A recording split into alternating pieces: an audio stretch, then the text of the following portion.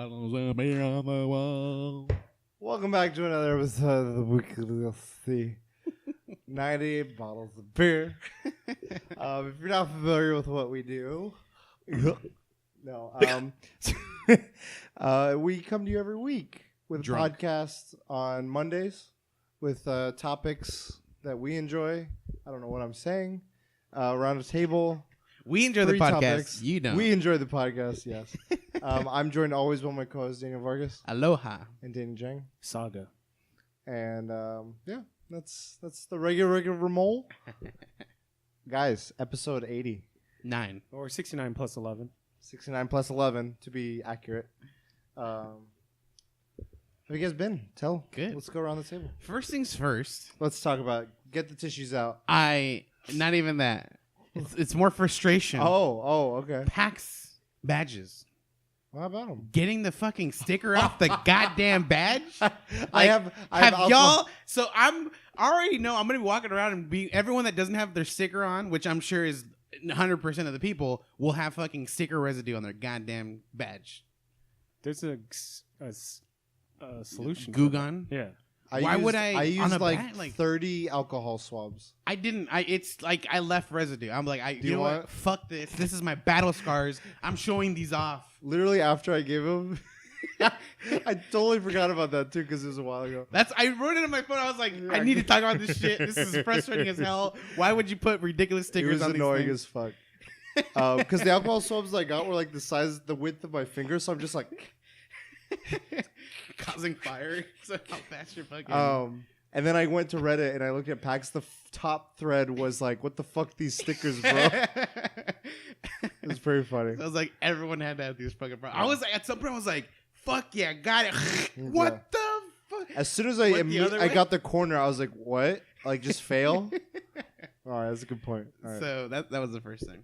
Other than that, though, I did watch Grave of the Fireflies, and holy shit! From the get-go, the movie starts with like, here's a punch to the gut, and here's 100 more throughout the whole movie. Here's just nut punches all day. God damn, dude. So what mood were you in going into it? Were you in okay? Like, how was that? I was in a good mood because, like, Studio Ghibli film, I actually forgot. I wasn't even going to watch it. And my sister's, like, taking a shower, and then she gets out. I'm like, where are you going? Movies? I'm like, what movie? She's like, a movie called, like, Grave of Flies or something? I'm like, fuck. Today's the last day on. She's like, yeah. I'm going. She's like, let's go. I'm like, not with you. I'm going. And I ended up going and watched it. You survived. And it was fucking sad, dude. Yeah. I was the first one to leave. Because they stayed there for a little bit. I don't know if they were thinking like fucking bullshit. Man, dude, something in my eye, man. Who put onions in my popcorn? Man, that movie is depressing. Holy shit, man. And it's like I think of movies that are downward spirals and like they'll have little ups. This is like no you trick ups. through a well and you're just straight down. Like there's no spiral go involved. It's like Alice in Wonderland. Like you're just falling straight down. Like there's nothing. Well, the reason I say it's just sort of down is just like things just get progressively worse. That's the thing. Like that's why like movies like it does have its perks where you're like, oh yeah, they're doing better, and then worse, and then oh they're doing better, and then worse, and then oh they're doing better, and then it's the bit worse. So thing. When I saw this, I don't know if I've shared this story. I was like, do I want to ruin a good day or do I want to like just add this to a shitty day? And I added it to a really sad shitty day. And I did a double feature with another depressing movie. I forget what it was. God damn. Man, I was dehydrated. I was like, fuck. I got no more tears to tears. I'm like, all right, keep it. Like, I survived. Fuck. Yeah, that is a good movie. But like, the fact that it gets people, like, in so much. Well, I don't know why a movie like that exists in the first place, dude.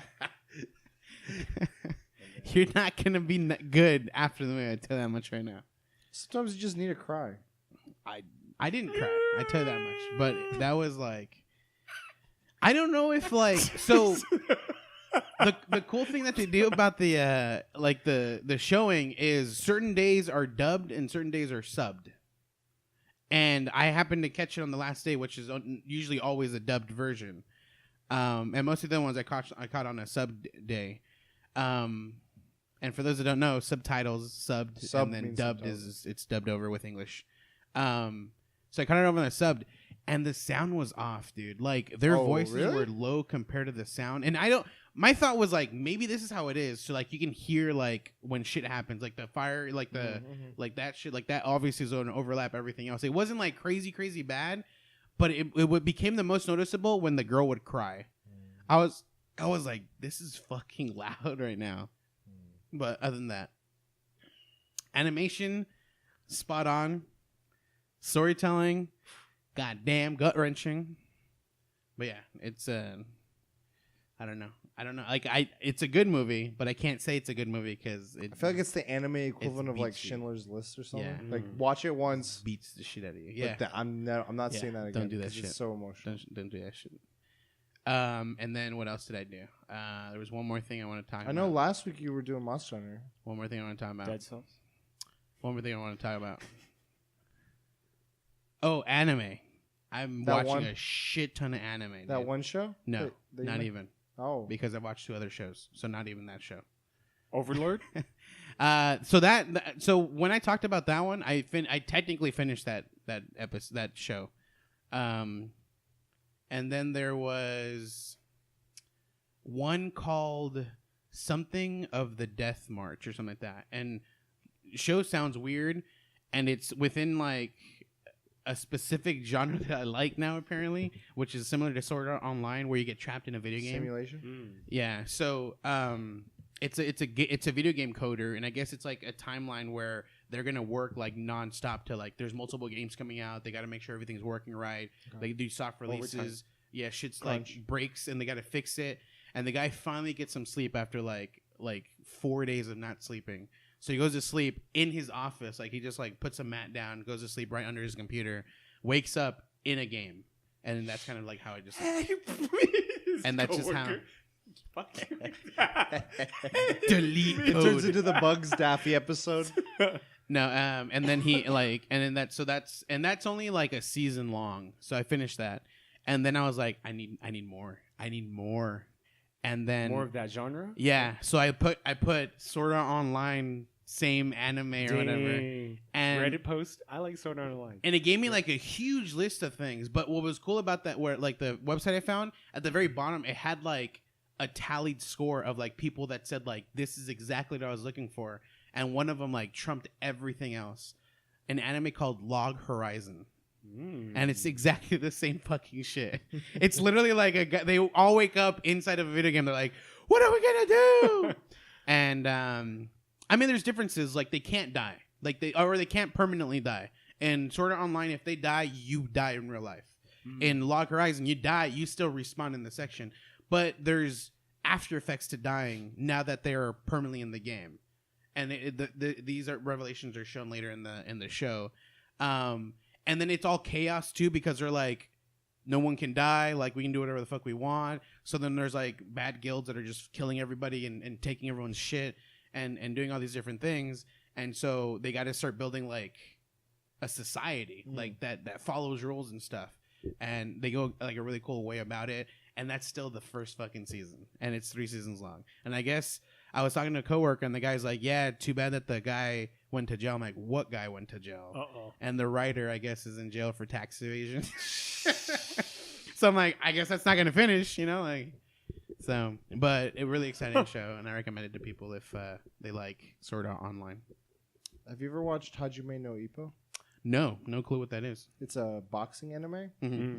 It's really good animation, and like the thing I liked was I was like I like the fights that I would see in DBZ, but Yeah. the build-ups just drag on. This one, it was so quick. It was like here's like your opponent. I was like, is it gonna be a whole fucking season one And then opponent? Redline. And it's like one opponent, 3 episodes later, next opponent, 3 episodes later, 4 episodes later. Like each opponent was like a different Episode. approach or Yeah. style, and then like the coach and the gym he's training at. There's a lot of good humor and camaraderie. Really recommend that anime. Yeah. It's good. Like it's only 3. The manga is going for a long time, but the anime ended after the 3rd season. But the first 2 seasons are like. But is it like a good ending, or is it just like yeah, it cuts no. off and it stops? Each season ends in a good definitive Okay. spot, like with some sort of grand tournament or something. But it's also like it could go after that. Okay. I would recommend if you decide to dabble in other stuff. Did you play any games? I did. I played something called like Zombie Cells or something. Okay. Yeah. Dead Cells. Got it for the Switch. I talked about picking it up, but I couldn't play it. Okay. Started when I saw him streaming it. I was like, I'll play along with him, even though he literally was the only viewer. Even though he literally had Twitch chat integration to the game. Cheater. Fantastic game. It feels really nice. Cool. It feels really nice. I have had lag in it though. Like it jumps. It's so weird. Like The Switch version has lag. Yeah. The PC version does not. There's moments where like I'll be on a platform and all of a sudden like it lags and I'm literally on the ground because I fell off the platform and it doesn't like it just literally jumps me there. Like it's so weird. I mean, maybe it's because it's at a certain point, but I haven't had any of that yet. I think after you play a while, like you get to points where there's or maybe enough it's like monsters. the length of session too. Yeah. Okay. Maybe like that RAM can't handle the RAM. Got to download more. But I played that. I mean, I touched Behemoth. I touched him and then withered away, and I quit. Like I gave up. Like, dude, he's insanely difficult. So I was initially led to believe, and this is probably my misunderstanding, very likely, was that he's a timed event.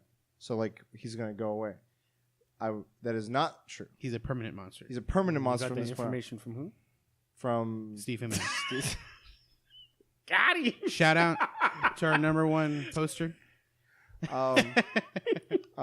But what it was really timed is there's like you mentioned there's a special version of him, And Rage. and that's the one that's a timed event. I haven't even beaten the first one. And I gave up. Even though he's not timed event, I gave up. I quit. Damn. I'm setting my gloves down. Forever? Giving or it to are you someone gonna else? try and I don't know. okay. What weapons did you use? I used dual blades. Were you great going sword, solo? Hammer. I tried everything solo and then with people. The person one was like every time it was so terrible. Person one? Or like with other people. Oh, okay. I meant. The very first game I did with randoms, wrecking it. Like I stunned him like twice. I was like, dang, easy mode. Moves to the next zone. I was like, let's do this. And then the moment he cast that meteorite, dude, I was like, I got this, dude. Put out my lance jumper, jumped. Everyone else died, and it immediately just kicked us out of the game. I was like, let's try this one more time. And then since then, like we couldn't get like a team that was that well like suited to fighting him. They would die before it even got to the first comment. And my understanding is he does 3 comments. So you got to dodge it 3 times. Oh. Where he drops if you're in that certain area of the stage, if you're there and he drops a comment, you're dead if you're not dodging it. Well, I heard there's the He's comet drops, Superman. and then there's another point later where you can hide behind it. No, so Or is that not the comment? No. So that's the comment, but like leading up to that moment, there's certain attacks that he does where it's a miniature comment that leaves an actual rock behind, and then it tells you like don't fight near that rock, let it survive. You can break the rock. And so you just fight other places, and then like he does this giant thing where he stands on his hind legs, and it's just you see like the sky turn red, and he's gonna just summon this enormous comet that's gonna wreck the whole area, and then you can just hide behind that rock. You can't Or you Superman can jump jump. it? So my understanding is the timing is perfect where you can't like no matter how you try it, the moment you get up, you'll get hit eventually and you'll die. I definitely, knowing that it's permanent, I want to come back at some point You get to better. try it. I'm going to try it. I'm going to guard point. I'm going to see. I think it would Point. definitely be worth to get the Enraged version if possible because It'll you come get back. you get a costume version of the armor. Yeah, available. like the ornament where you can So just you can wear it over everything. Layered. Yeah, layered armor. Mm. So you can wear it over everything else. But technically I fucking quit that game, dude. It was Technically? technically. I mean, I don't know. In the future I could come back. Okay. Or I just never will. We'll I see. stopped playing that game. Shit. Not even do the gold guy. Yeah, because you can't even find it. The disc. Can't find the disc. You lost it. Oh, shit.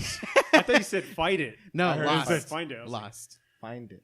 Lost. What have you been up to, Jay? Not streaming What? because I've been playing Dead Cells. Undead What do you mean? Cells. I thought you streamed Dead Cells. The first 2 days, and then and then, and then I just been bought it up for the Switch, and I just Can't you stream on Switch? yeah. But I want to stream on with the Twitch integration. It's not fun like without it. I don't know. You have to watch it. But you're having fun without it. Yeah, but it's different when It's you're different. streaming. It's different. Okay. All right. It's different. I'll take it. That's why I quit. It's different. Reading some Stephen King short stories from Night Shift. Okay. And man, he's not he's not consistent. But I mean, when with he's that good- many books, when he's good, he's good. he's good. No, he's good at like building tension, but the endings just don't land. for a lot of them. There's a short story called Quitters Incorporated. It's about a guy and he's trying to quit smoking, and they make you quit smoking. Like, it's crazy. Oh, dude. so he goes to like someone to help. Yeah, and yeah, they yeah. like do shit. Dude, the ending was like, fuck, it got me, dude. I was like, that's fucking crazy. So now you know how to quit shit. No, I mean, it's illegal what they do. What they do is like crazy. No, there's no way they could Is do it like stuff. Clockwork Orange level? Like how so? Oh, no. They do. They're like the mafia. They make you quit through Okay. hurting your family members. God damn. Yeah. With Yeah. cigarettes. Tonight, Yeah. your cigarettes are sleeping with the fishes. But we'll stream. We'll start streaming again on Friday. Are you Vice Fortnite. City still? I don't know what I'm gonna do. Fortnite Fridays. Well, I don't want to do Fortnite, dude. Fortnite I want to Fridays. do Dead Cells. Now my Switch Dead Cells is way above my computer Dead Cells. So now I you gotta reach it. Dude, I played this game twice. This is like Destiny 2 for me. It's bad. It's bad. It's dude. bad. It's bad. It's just this game is so grind fucking. It's like, okay, I got all this shit. Now I got to redo it on this one. It's so like how you feel right now. I've internalized every time. But I'm enjoying it. This game. I don't know, for some strange reason. Like, I've never played a roguelite game. Like a Binding of Isaac. Yeah, I've never played a game like that. And it's just like when you die, you just start over. It's I just like, have Rogue Legacy. it's just crazy. It's crazy. Why? It's a rush. I didn't know what a roguelite game was until I was like, okay, this is what it is. It's like repeat. Like you Yeah. die, live, die, repeat. I was like, okay. Live, die, repeat. Edge of Tomorrow. And Live, you don't die, repeat. barely get anything back, dude. It was like you just get certain things, but Hey, not really. why don't you just hold back? Hey, 1,000 cells for that stupid thing. You did mention something before the podcast that you watched. Oh. So I have another friend that watches wrestling, and he posted clips, and it was the Kenny Omega. I don't know who the other guy was, some Japanese dude, and I'm telling you, dude, Kenny Omega versus Ibushi. those hits. Did he have hair or was he bald? He didn't. He was not bald. He had hair. Okay. Yeah, it's Ibushi. So those hits, Yeah. like knees to the head, like Yep. these are not like that's real. Like that is like There's a guy. They called him not the king of strong style. That's Nakamura. This guy was like the legit god of that's called hard style, and he got it was so he took it so far. He like had brain damage, and he's like officially like, you are never allowed to do this shit again because you had to go into the hospital. You were almost in a coma, and he came back, and he's like, I survived. Because of you, all of you. And he was very honorable, and he was very like gracious. But I was like, man, you put your body and your life on the line for this shit. And when you see, like, if you watch him, it is scary. He'll like what he does.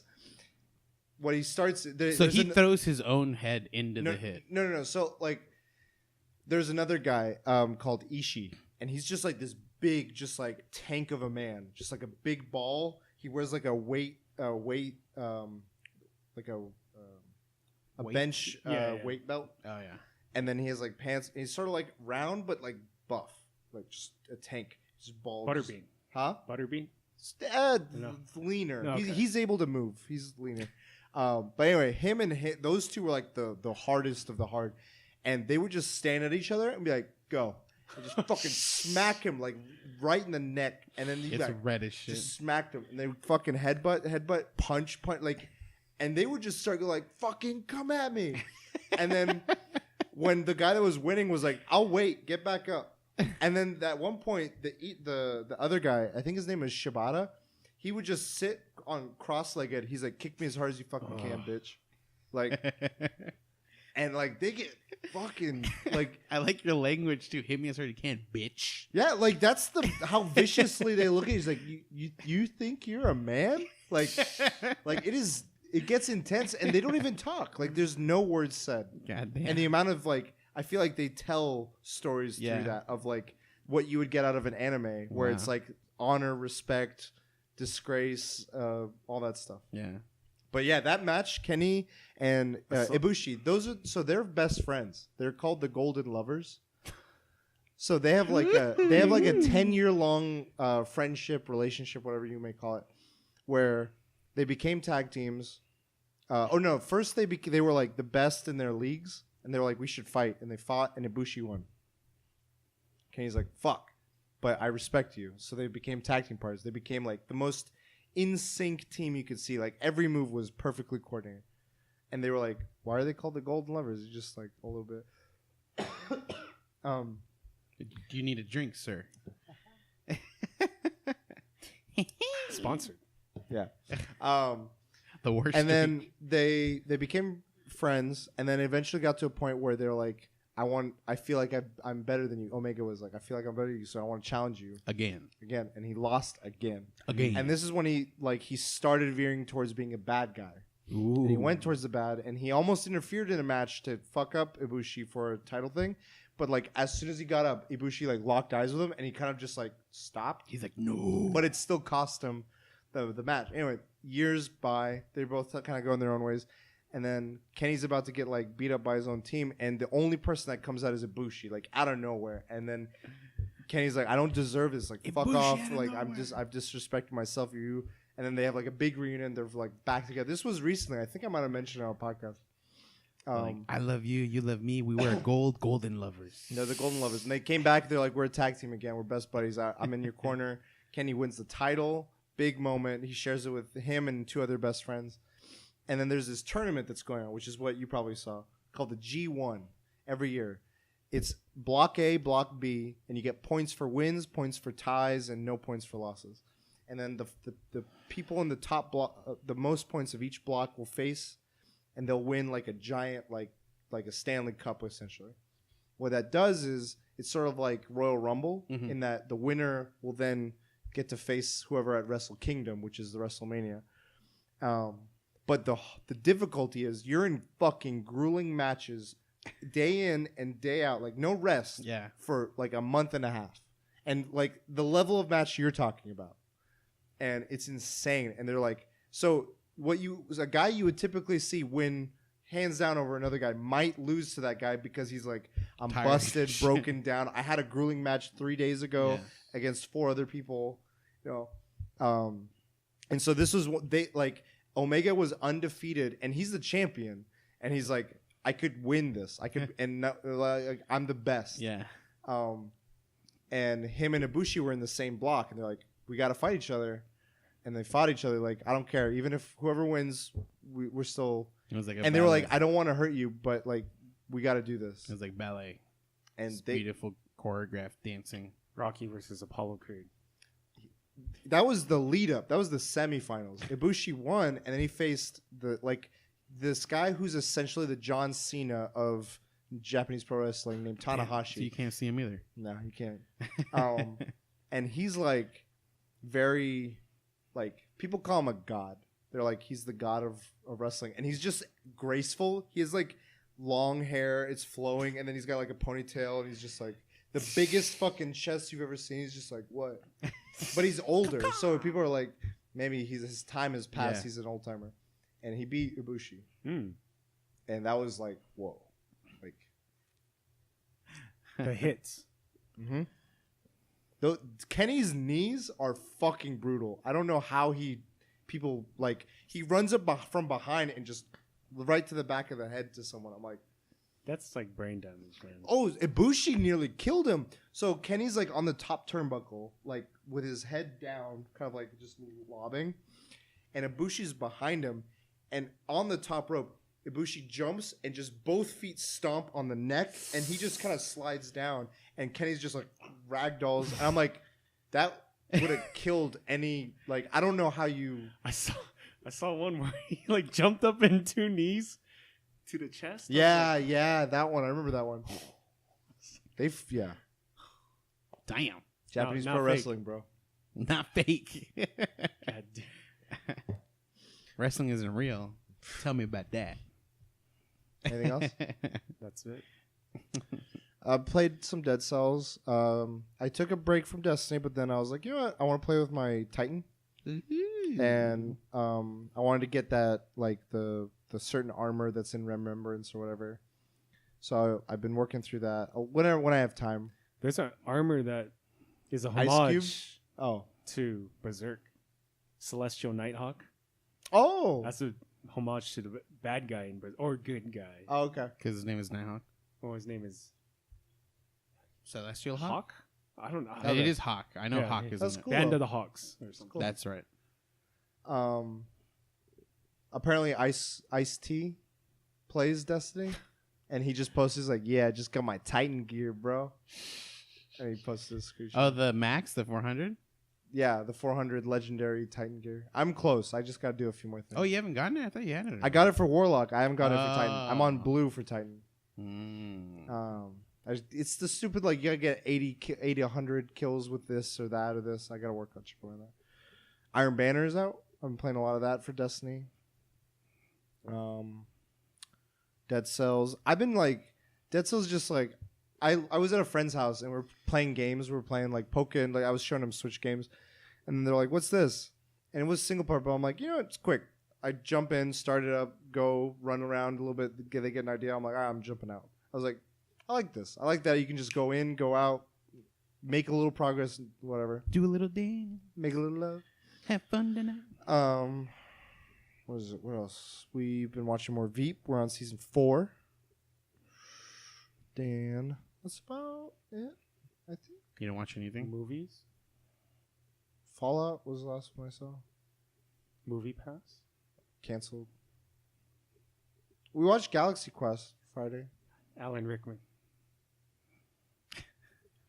I forget his line that he hates. He's like, fucking don't say it again. But it's crazy watching that. I wanted to Tim watch. Allen, right? Yeah. I wanted to watch the Black Mirror episode of that, like, parodies Star Trek, because it is surprising. It's like that same idea, but fucking dark. I thought it was going to get darker. I thought the Black Mirror episode was going to get darker.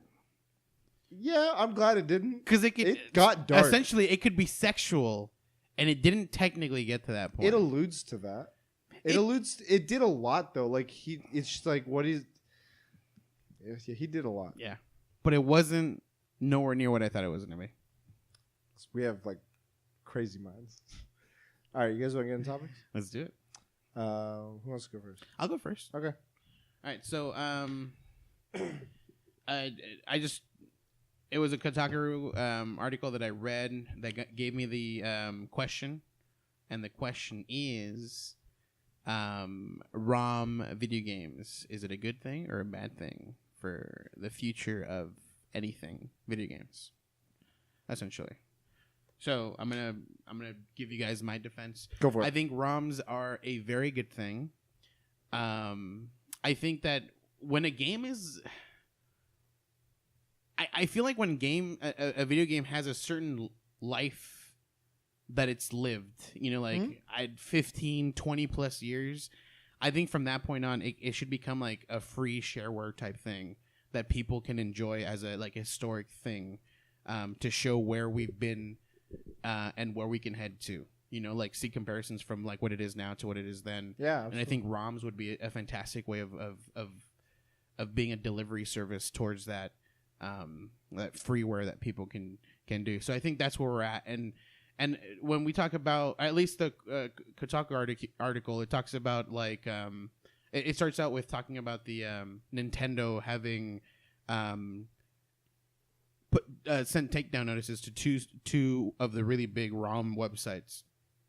Excuse me, I got hiccups. That were distributing a lot of the video games for Nintendo specifically. But they were very old games. They're games that were literally on the NES, and so like it's like no one other than obviously Nintendo coming out with like the N64 or like the NES Classic. There's nothing really like they're not selling that anymore. It's not a game that's making them money at this moment. You know, it just gets sold in the aftermarket, in the black market of video games where like I have an original copy. It's not even opened yet. I'm asking $1 million for it. Nintendo's not going to see any of that money. I think ROMs are a good thing, and I think there should be rules that can be set to it. Like you can't make a ROM or you can't distribute a ROM of a game that's been out for so long. Like it has to be longer than this date because it's still within expectancy of making money and selling and stuff like that. Okay. So I think that's where I stand with ROMs. I think they're a good thing to society and helps people show that, again, where we've been, what we've done. You want to go, Jay? I'm like mixed between for and against. Really? I think I'm curious. I used to play ROMs all the freaking time. SNES 9X, what's up? MAME. MAME, it was a good one too. My take on it is kind of like music. So like if you like the ROM, you should buy it. That's just my take. Like, how do I give them money for an N64 or like a Nintendo classic game? I mean, if it's available, like if you can buy it somehow. But I don't have the system. I don't know. I just that's what I see. It's like some it gets people a little use awkward. ROMs for like I don't, but there's ones where it's like the Wii, like someone is able to make an Xbox ROM or emulator, and then they just get ROMs, or like by an extension of that, they make their Xbox function like a emulator or a PSP function like an emulator. I would argue that like Xbox, the original Xbox and the original PlayStation are still ones that like would be within the time limit of not being able to make ROMs for it yet. Like it's still not old enough. Like they can still sell games and make money. Well, I like ROMs where you can't get the game anywhere. Like a good example is Alien vs Predator, the arcade game. Like I would buy it. I would gladly purchase it, but you can't buy it. Or like games that only came out in Japan. Yeah. Stuff like that.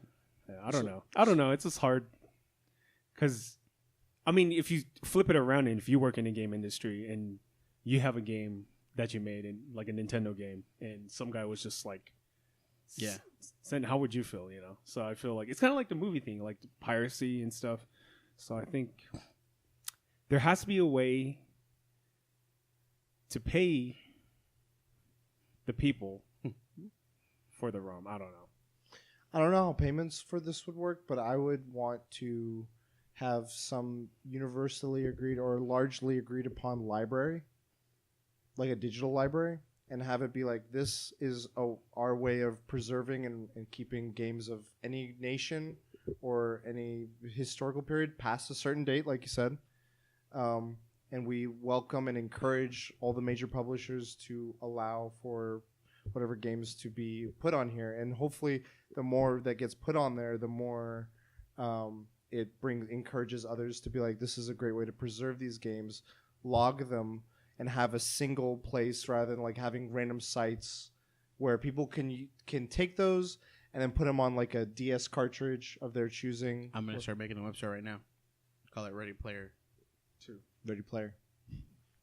I think that would be great because like that's what I feel like a library is like a place where you go to find books you can't find or that you want to see what it was like and explore and educate yourself and learn about, and then you could return or have some way of where it's a service like donations highly recommended, and all the profits go towards further restoring of old games that are archived or unplayable, or maybe like this, like I know like original StarCraft, like the source code isn't around anymore.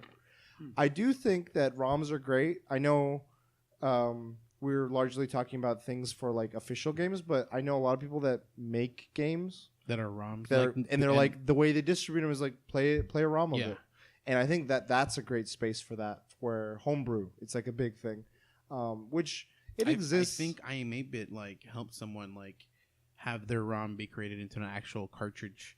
It was like it was a ROM that works with like a virtual NES. Oh, okay. Or Super NES, I think it was. And then they made it like they're like, hey, if you'd like, we can make it into a physical NES cartridge. Yeah. And it'll also work in like a NES system, but it'll have like a USB. You can plug it into the computer and it'll play off of the computer or whatever. Oh. Okay. So it's really cool. Yeah, I think that'd be great. I think like you look at the whole idea of like making it work within a system helps prevent any malicious intent or all these. At least it doesn't. It may not stop it, but it might make it a little bit more like this is what we should support. This is good. And that's a good point. one too, because that's a way of them like because at this point there aren't very many NES games or NES Super NES games that they're making money off of because they're not producing them or anything. Right, and this would be a way for them to make money as well. Like here's a digital copy of this that we're selling, or like that we put up on this website and this large collectivity, and they would make like either some money off the sale or all the money off the sale. I could understand like let's say a Nintendo has a first party game that they're like, we don't want to release this. I wouldn't like it, but I could understand them saying no because they could do like what Disney does, where there's a vault, they release it out because they want them. It's their property. They want to make some money, and then they're like remaster. We'll hold it for another time. They're gonna do that. Yeah, I mean they do it. They've done it. But I would say it would definitely be like the first thing I would think of is like third party games, which they don't have a hardware platform to like say it's going to be available on. And if they don't have the teams there to revitalize it or revamp it again or whatever, that would be a great way to bring those back.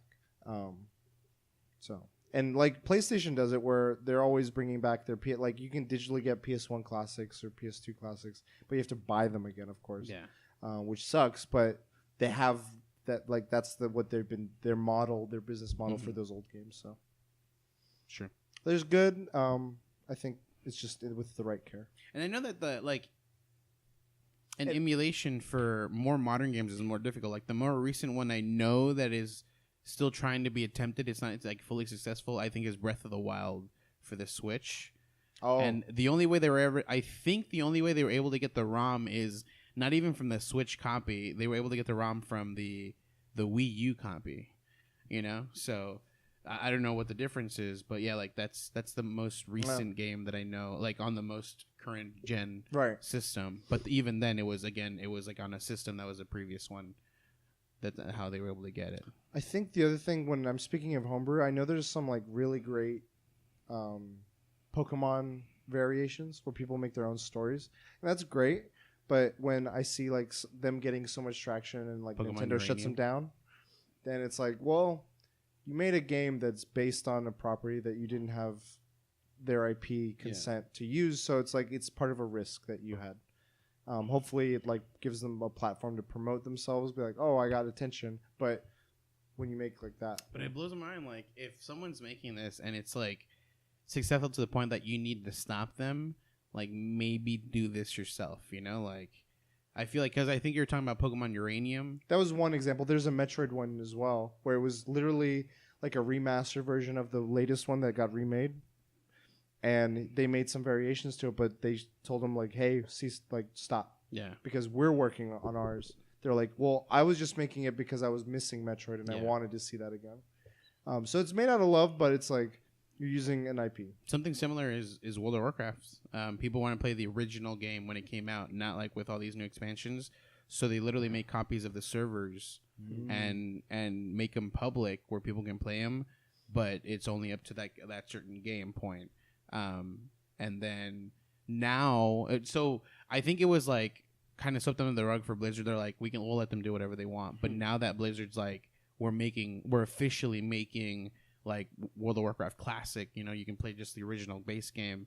They're like, now we can't have you breaking into our money. So they had to like give them cease and desist letters and stuff. Well, it's interesting too because you see some like games where they get this goes more into modding than ROMs, but.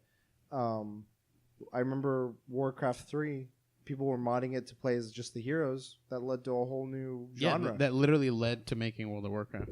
No. Made League of Legends and Dota and those. Oh, the tower defense, like the where they're like, I'm just the hero. You're right. Yeah, I'm running around leveling on my hero, and that became the whole MOBA phenomenon. You're right. And that I remember my brother was like playing. He loved Warcraft 3, and I'd be playing custom matches. I'm like, "What are you doing? Where's your army?" He's like, "No, it's a custom game. Like you're just heroes." Next thing I know, fucking Dota International, this and that. I'm like, and wow. It's funny because with my story of playing I've never, other than World of Warcraft, I never owned a Warcraft game. Really? Like I was at a friend's house. He loved playing Warcraft 2. and he bought Warcraft 3, but he couldn't get off of Warcraft 2. He was still so into it, and he was like, Warcraft 3 was so much fun. well, yeah, graphics wise, but he was still like. The thing is, he was still in like the super competitive scene for Warcraft 2, so you wanted to let that go. But yeah, the graphics difference is huge compared to with Warcraft 2 was they were just mirrors. There's no difference between the races. They're exact mirrors. But I think again, like he was super in that competitive scene. Like he was playing online all the time. So when he one time I came over and he was like, if you want to borrow it, and like he literally let me borrow a brand new copy of Warcraft 3. I'm like, yeah, dude. And he's like, you might even be able to just keep it forever. And I'm like, nah, I'll eventually give it back to you. And I had that game. I owned that game for like a couple months. Like it was his copy, and I played the whole like campaign. Sucked at like micromanagement, so I was like, I don't like this. But then when it came to the custom games, fell in love with like all of like the where it's like a football game. Yeah, I fell in love with all the ones where you take control of a hero and slowly level that hero up as you progress in like a certain type of game in like the custom mode. I fell in love with all those. There's one where like it was like a zombie game where like you had like a team of 4 and you had to like survive, but the zombies were like insanely buff. Like it took like a shit ton of shots to kill them, and they would just like 2-hit you. So you had to like fucking kite shit, and like finally you get somewhere where you can finally heal again. It was so enjoyable, and eventually I was like, I can't keep this game because it's not mine. I eventually gave it back to him, but I've never owned a Warcraft 3 game. That's crazy. I thought it was funny. Yeah. But ROMs, I agree. We should have them. All right, next topic. Let's do it. Is it me or you? You want me to go? We'll end with yours. Okay. I think yours is good. Again, another thing. I was listening to one of my favorite podcasts, Split Screen from Kotaku. We're big fans of Kotaku. They have good topics sometimes, and it's like it inspired. And we're running out of topics. Well, like sometimes it's not exactly their topic, but I'm like it leads me down my own thoughts on the similar things. So like one thing was they were talking about one of them was having observations of like games that require him to grind and for progression, and he started having like a reflective moment about like what do I enjoy or not enjoy about grinding in a game. And like, what does that mean to me, and all this stuff. And I thought it was interesting for him as a personal sort of discovery. But for me, I was like, as a gaming industry, where was grinding, where is grinding, and what do I think of it, and where do I think grinding in games, and what does that mean? Where it will go. So I wanted to open that up and have a discussion about like that game loop of like the grind game. The grind, like you were mentioning it earlier a little bit, and it's like. That's one version of it, but there's others. Like one example he was saying was like, there's grinding for the numbers, like you're progressing, but there's also grinding of skill, where you're getting better at something. Like a Street Fighter, for example. It's like you're not making visible progress in terms of any number, but you're getting better as a player. Or Monster Hunter, sometimes you'll be like, I'm flipping, this fight is much more seamless. So I don't think I've ever actively played a game to try to better myself. I've never done something repeatedly to try to get better and better, like at a specific. Like I've played the game, like Street Fighter, let's say, but I've never like went just like on practice mode or just played online and was like, I'm gonna try to do these certain moves over and over and over. Okay, this is my example of what you've done that I think would qualify. And it's not the typical way, but I think like Jang was doing Uncharted. And you're like, I can do better, and you did the same run in a shorter time frame. So that felt like to some degree like a speed run, which you were trying to best a time. Yeah. To me, that I think that you didn't do it over and over again, so that part I don't think is a grind. But I think that goal to getting better was grind. Yes, but like again, like I didn't actively assume like. I take grinding where it's like even you like playing a game you find enjoyable, you will get tired of at some point because it is the grinding fest. Like that's what I take as a grinding. Okay. So I've never actively done it to where I've gotten so tired that I stopped. I mean, I guess I could say like the most recent one was God of War. Just trying to platinum it was a grind for me because I got so tired of it I could have quit like way earlier in that game. But I was like, I'm so far into it. It's a very good game. I want to do right by the studio because they made a really great game. So I feel like the need to finish the whole game from beginning to end and be able to platinum this game. So that's one that I finished, but I felt like it was a grind. At some point I just wanted to give up and not play this game anymore. It was just like, I don't know, there was something about it I just couldn't get into anymore. But I finished it. But for me, grinding, what I've done grinding actively is leveling World of Warcraft. Another game I played was International Ragnarok Online. Oh yeah. And that's a grind. So like getting into grinds that I like. With International Ragnarok Online, it was like when you like level, you start at level 1, and at the max level at the time when like I was really into it was 99. But like it significantly got harder and harder. Like as soon as I got to level 50, it was like the same it took me to get to 50, it would take me to get to 60 now. And so 50 levels, 10 levels, and then from there, and then like eventually like level 98 to 99 was the same as getting from level 1 to 98. Like it was just insane. Like that was an insane grind. But what they did to keep it fresh is monsters would drop different things, like things that you can use during the grind, or things that would like sell for a shit ton of money, and you can like buy better gear, or just be filthy rich and buy whatever you want whenever it came out. So that was really enjoyable. But these were low drop items. So like obviously you're fighting monsters, like you're killing them in the hundreds, if not thousands, to try to level up. So eventually one of these items would drop, but it wasn't like an easy drop. It wasn't like I kill one guy and that fell. So like there's times where even like you dominate a whole zone and you never found the single item, but it was enjoyable because these things would drop. Like that drop was like a refreshment, like, oh, nice, like then you go, like you leave, you appraise it, you're like, this is worth this much, hell yeah. And then you try to sell it on your own, or you try to do something, you trade it off for something else. Then you go back. So that, in the sense, I loved that, but it still got tedious at some point. Like it's just so much. With World of Warcraft, though, they did such a good job with leveling. Like they have the quests that like give you some levels. You can do dungeons that give you some levels. Obviously, you just kill monsters that give you levels, but that was the slowest thing. So eventually, that got tedious too. But those two are the grind that I know. Okay. Yeah. Chang, what's your first experience with grind? Is probably Final Fantasy VI. Like, because of that game, like every RPG, I would have had to level up to 99 just to be overpowered and just destroy the final boss. Now I would hate. I think it's just the random battles. Like I hate just grinding, like leveling up with no reward except being powerful. Yeah. And you don't have to be that high of a level to beat the game. But you just want to like kill the boss in like one hit. But grinding that I do enjoy was Monster Hunter 4U. Just the reward system, just like the challenge and the reward system. Because I would always the do whole game or at a dual Rajans. Oh, the level guild 140 quest. Guild quests. That was a interesting grind. I feel like the main game was different. Right.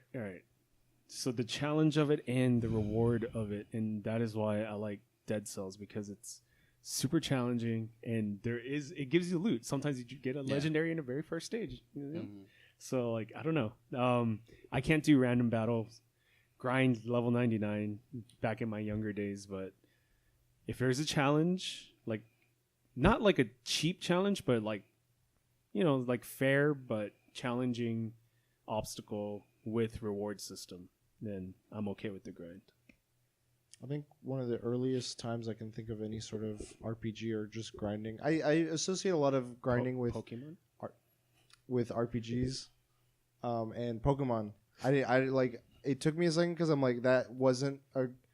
When I think back to it, it's a grind, but at the time I'm like, this is just the nature of the game. Yeah. Is I encounter Pokemon, I can prevent the encounters of Pokemon with repels, but those go faster than I want them to. So sometimes I'll be like, that's money I could spend elsewhere, so I'll just tough it out and have to run after every encounter. And it was irritating, like when you're in a cave and you're like, fucking Zubat again, let me run. What's funny about that, I don't think I've ever used repel. Like I just always dealt with it. I only recently, like when the later games is when I started using repel. I was always just like, I'll deal with it because I want my money for like balls and potions or whatever. But when I thought of like getting my team, I was always like, all right, I want them overpowered. And like I got to a point where it always got to the Elite Four, and people would be like, "All right, I want to just have the bare minimum, like level 50, barely get by, use potions, max revives, switch out, switch in." I was like, "No, my team's gonna be like cutthroat. I'm gonna go at them, not use a single item. I faint.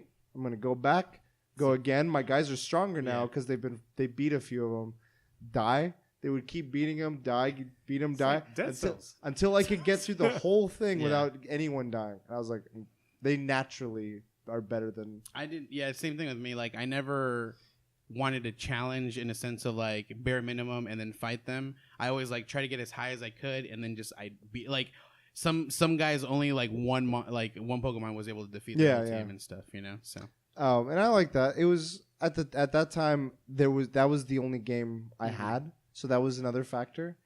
It was like my life. So I was like, all right, bathroom, in the car, wherever. But then I look at it now and I see the games that I'm playing. And I think the times I enjoy the grind are when no matter what activity I'm doing, I'm making progress towards several goals. And I think that's smart design in public a game. Events. So, like, let's say to Destiny, like, I'll look at, like, what I need to do towards 4 pieces of armor to upgrade them, and I'll see that I can do one of these 2 activities, and it covers this, like, I need to get X number of kills with this weapon, I need to have this subclass picked out, and I need to do this activity. Great. I can do one activity and knock out 4 goals. I'm like, I like that.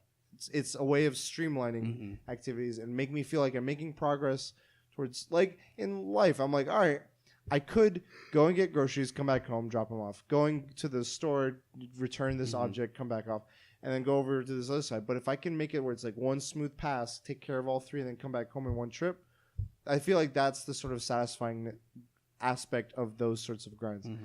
I look at other games like, I guess in similar fashion, Fortnite as a smart way of giving you that carrot on the end of the stick thing, where it's like, look, you're tier X and you want to get to tier Y, but here's 8 other goals you could work on while you're trying to do that. So you're enjoying the game, you're playing, you're enjoying your time, but at the same time, like, in the back of my mind, I have side quests, quote unquote. It's like a way. I like the idea of, like, that side quest with a main goal. Pokemon has done, like, Pokemon Go, I should say. I kind of feel that way. I'm like, all right, I need Stardust, and I also need this team to be strong, so I'm going to work towards both. I think, in that way, I'm like, a game that has a progression system that respects my time. I still to this day hate it, was getting a special sword in Destiny 1. It was the most, dull, painful grind I've ever done. You had to get 400 of one material from whatever planet. Like, if you wanted one of 3 swords, you had to go to a specific planet, get a material. But you could only get that material for every 10 of that material that you got. And you needed 10 of, 40 of them or something. So I was sitting there, and you had to find them. So you just, you're running around. You're not even doing a mission or a goal or anything. You're just literally hopping around, hold X, pick up. Hopping around, hold X, pick up. The cheese methods were even long, because you'd be like, zone out, zone back in, the same spot, we'll have it, get one. Zone out, zone back in. I did that for hours. I got one sword. I'm like, I'm never doing this again. Ever again. I never did it again. And then Loot Cave came out. And that was way after. That was like Taken King. Yeah. The exotic swords that I they had. know. Yeah. I hated that. That was the worst thing I ever did. I was able to get by quickly on that one because the hunter I was playing had the tracking. Yeah, it had the tracking. So I was like in one. I think it was specifically the moon. Like that was one of my favorite zones, and I kept like going in there, and I would every time I do anything, like I'd be like ooh, and like pick it up, ooh, pick it up, and so I had collected so many before like the event even started. I was like, I can already get the moon. So I was like, all right, get the moon. But then there's other grinds in that game where I'm like, this is smart, this is clever. Like you're getting me, you're challenging me, you're pushing me. I haven't had too many of the skill ones. Like I think of some games. I think of like I don't know. I think of platformers, like the attempt to get through a Mario level. Titanfall. Oh God. Fuck that was a grind. That was for a trophy. Oh, to doing that platformer thing. Never again. I can't believe I did it. Pink, pink. And when you said Fortnite, I thought you meant like When I said learning to play the game. Mhm. Or no, what he said like because I was like I can't think of a game I've attempted for, and he said Fortnite. You were talking about like the progression system, like when you buy the battle I meant pass. learning to play. Oh no, I don't see that as a grind because honestly I don't play the game very much. I don't play the game. What very about much. like you played like Injustice for a bit, and like try to get. I did, but I wouldn't. I never played it on my own to grind. Okay. Like I would play. Like honestly, I would though. Like have like 4 or 5 hour sessions with Roberto, and it was just me and him. Literally, like he'd play the Flash, and I play like a different character. I think it was Dr. Fate, and we were just like Go at it. like go at it, and it was like always tie. It was like 1-1, 1-1, 1-1. But it's like we honestly like we would just reach our limit of our skill because to get better. We have to like concentrate on one specific move and master it, you know? Yeah. We wouldn't do that. Like I can get like a good combo and that was it. Like same thing, and he can get. Well, actually, he had way better combos, but I had the abilities to get out of his combo. But you know, like I felt like I was at my limit. Like I had to like go beyond what I could do to break through that. And I was like, I don't want to go through that system. I think skill wise, I'd do it with Tetris. That'd probably be a game. I try to like. There's times where. If I'm stuck, I'll pause for a second, assess my playing field before deciding, and I try to like go through runs and minimize the amount of times I make those moments where You can I be on the hesitate. brink of death and then destroy someone in their pool. Yeah, and there's other times, where I do that, where I'm like, I want it to be at a difficult point and see if I can recover, and that's fun. I like that. That's And then there's Mario Kart where you'll never be good. we're gonna sell that in packs. It's fighting words, bro. On the plane. Yeah, on the He has a bomb. What? Blue shell. Goosh. They don't have like that download play, right? I have to own the game. Get the game, I'll bro. eventually buy it. But 4 packs within them, obviously, Right now. less than a month. Half Download it. I'll wait. Okay. Yeah. I mean, I think of it going forward. I just think the biggest thing is there's so many games out now. Like I think back to, like I said, the Pokemon days. You had 1 or 2 games tops. Now you have how many games on how many different platforms? A game needs to respect your time. I think that needs to be a conscious decision. I think that happens as you grow older and become an adult. That Where too. time matters. But like now. even as a kid, like if I want to play like 18 different games, I'm like, I love Spider-Man. I want Red Dead. I want God of War. But at the same time, I want to play. I as a kid, like I would find one game and that was it. Like, right, but and like it's a different time now, is what I'm saying. yeah. In You that, got money now. yeah, that too. But I'm saying like for kids today, like having that, like I said, if a game streamlines like 8 quests you can work on, make progress towards, I think that's a good thing. I think there's other ways of making it where whatever the. That's crazy, man. Kids today, games are free. And they games were free. Games are free when and I was they make a kid. Games are free and they make billions. Kids haven't. As opposed to back then where games No, were free. games and were they free lost. back then because I would buy a magazine and get a demo disc that I could play 100 times. Hell yeah. Battlefield 1942 demo disc, you could play online. One map, who cares? Right. Like that's all you need to play legally. Mine was PC dang it, the gamer mechanic magazine. dude, the Quake. the animal mechanic, with his little animal furry friend, Ratchet and Clank. Ratchet and Clank. It was a PlayStation 2 game, and it was like a 30-minute demo, but like Plenty of time. dude, it was like the whole game in the fucking disc. It just like it would Speedrun reset. challenge. It would reset after 30 minutes. So it was like pretty much I was like, how far can I go? And I played that shit way more than any demo I've ever played in my life, dude. The demo of Jedi Outcast 2, Ooh. the codes worked on it. Ooh. So I would make it where I could cut them apart, and I would just be like, I'm gonna jump in the middle of all these stormtroopers and just fucking slice and dice, bro. It was so fun. Back in the day, dude. Demos, bro. Quake demo, you don't Oh, yeah. need Mhm. the game. Then. That first beginning level, that yeah, stage. or just play online. It's just so good. That was So what good. free to play was. So then. good. A demo. The AOL disc to get so good. Dude, I have so much internet saved. I'm ready. All right, final topic. Final topic. Final. So we all, a little known game came out called Cell of the Dead, Dead Cells. Dia de los Cells. I guess Dia de this los is like Cells. our review, Okay. not The review? not plagiarized. Oh shit. Made by Motion Twin. So, dude, I did some research. Made by the weekly DLC. On the company. 10 people work for the company. They say their motto is "We have no boss." So they literally have no boss. I've heard a lot of indie developing studios have that sort of. They get paid all the same. I was like, "Holy crap!" They're French. Bonjour, mon ami. And they made this game called Dead Cells, which is like a Metroidvania, Dark Souls, roguelite. Never played a roguelite. And so what are your thoughts on this?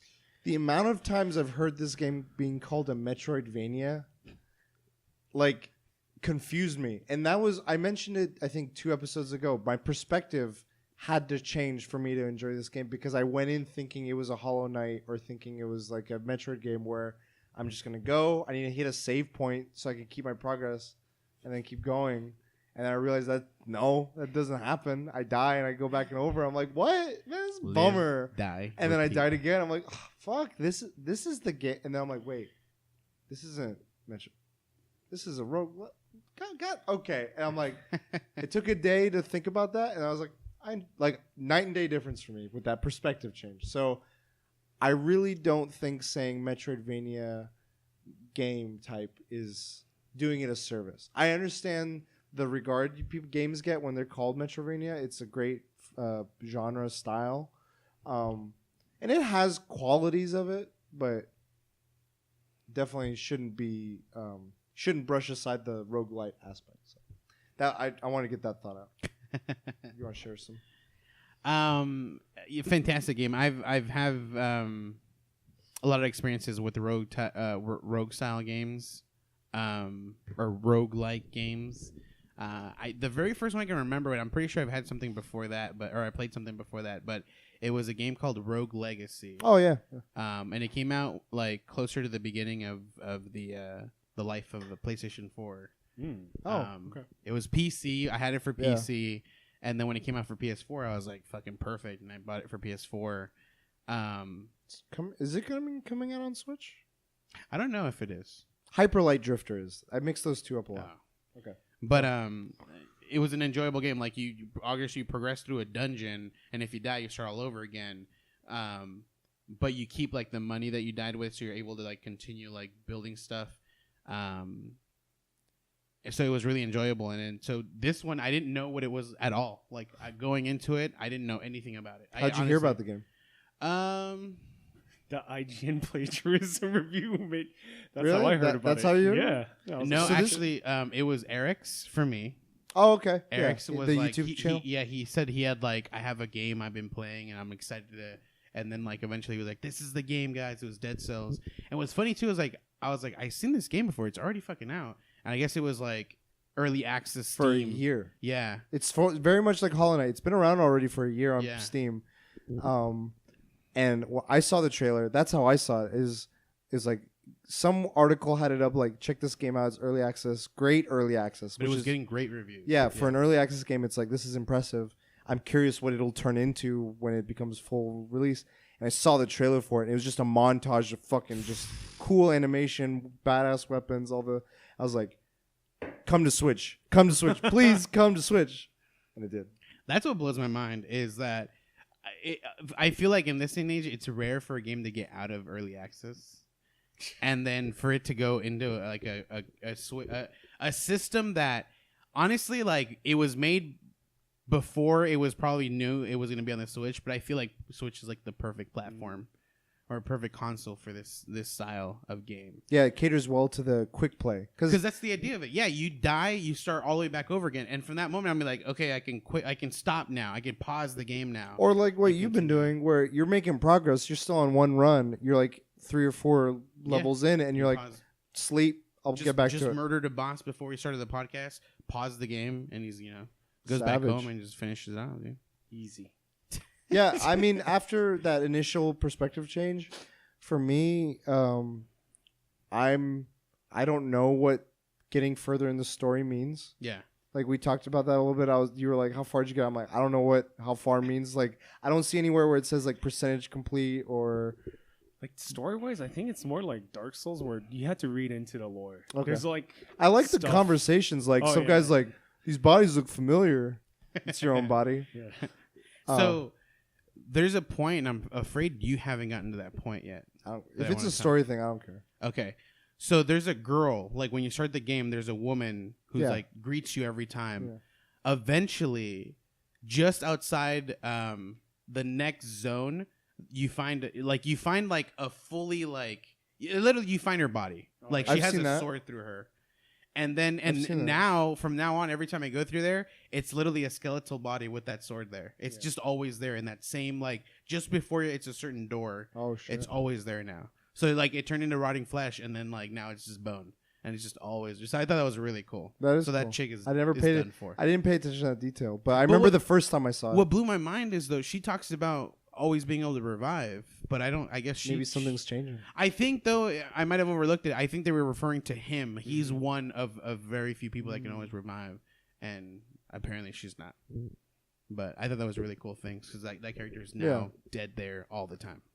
I like I said, I don't know what progress means in this game besides making incremental catching or getting dead cells, getting to a point where I can invest them towards something.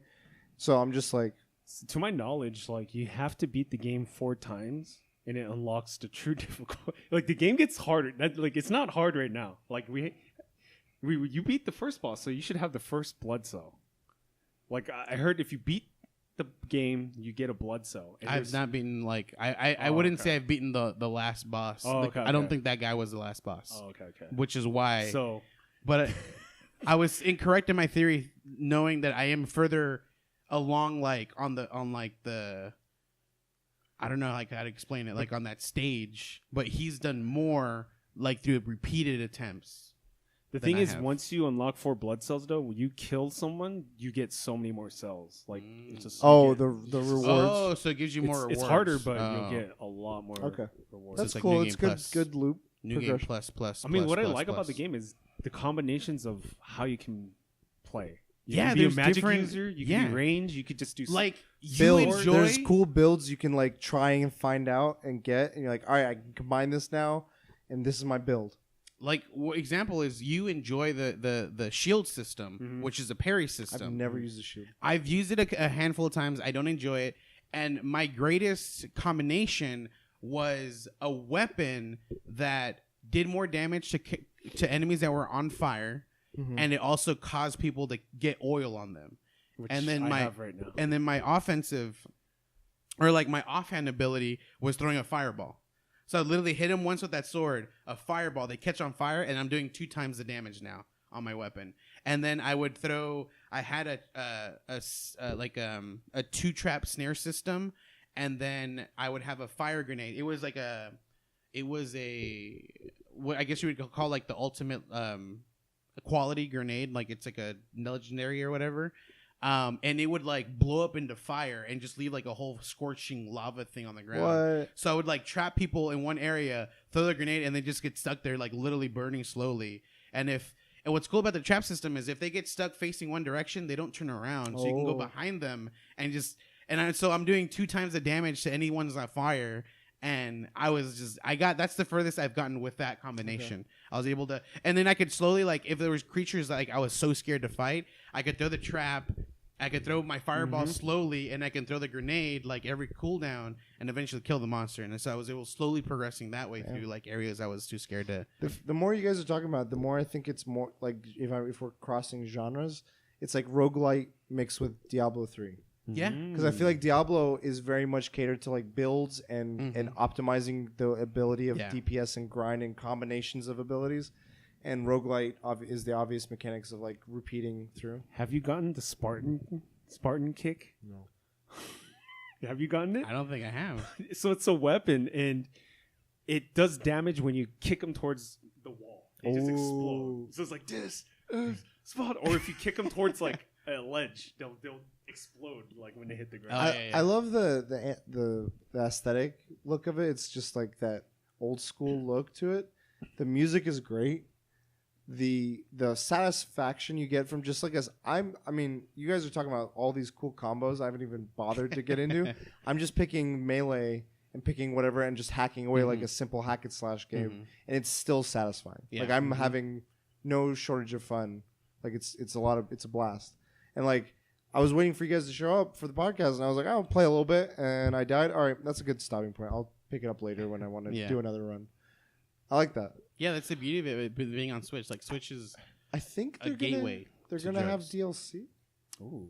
So Weekly? they'll DLC us later. Are you ending the podcast already?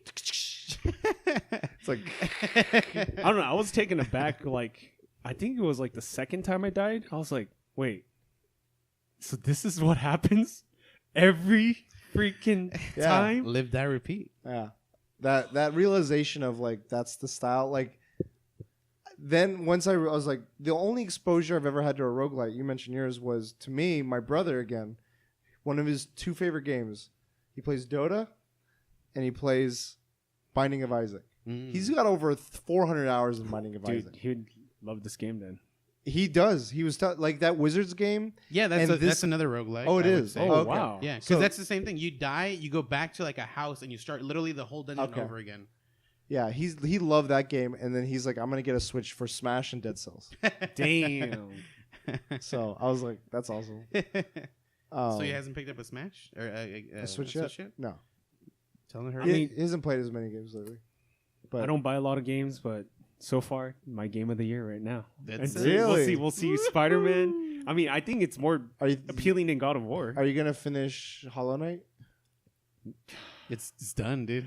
This It's game done, just dude. is like, it's really, I haven't been this I addicted. heard the story in Hollow Knight is really good. Oh, okay. I could believe that. I'm just saying if to give you any sort of reason The to want to go. the only thing holding me back from beating that game is the goddamn Coliseum, dude.